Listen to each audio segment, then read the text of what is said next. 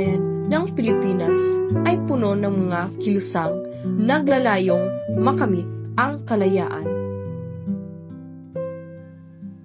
Ang kilusang propaganda at ang himagsikan ng 1896 ay dalawang mahalagang kilusan sa kasaysayan ng Pilipinas na may iisang layunin, ang makamit ang kalayaan mula sa mga Kastila.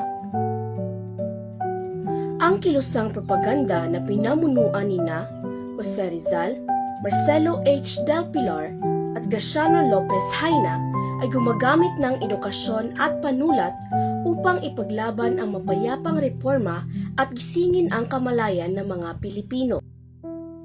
Samantala, ang himagsikan ng 1896 na pinamunuan nina Andres Bonifacio at Emilio Aguinaldo ay isinulong ang ganap na kalayaan sa pamamagitan ng armadong pakikibaka matapos mabigo ang mapayapang paraan.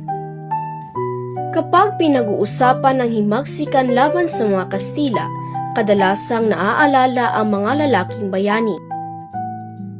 Ngunit mahalagang tandaan na maraming kababaihan ang tumulong at nag-alay ng sakripisyo para sa kalayaan ng bansa kahit hindi sila gaanong kilala. Maraming kababaihan ang naging kasapi ng katipunan at nagsilbing tagapadala ng mensahe, tagapagtago ng armas at tagapag-alaga ng mga sugatan. Kabilang sa kanila si Melchora Aquino o Tandang Sora na nagbigay ng pagkain at tirahan sa mga revolusyonaryo at si Gregoria de Jesus na tumulong sa pagtatago ng mahahalagang dokumento ng katipunan. Ipinapakita ng kanilang mga ginawa na ang pagmamahal sa bayan ay hindi lamang para sa kalalakihan.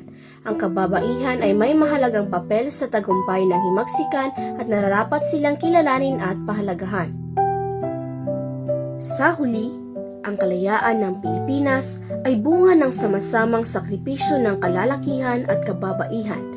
Ang mahalagang papel ng mga kababaihan sa himagsikan ay patunay na ang pagmamahal sa bayan ay walang kinikilalang kasayian.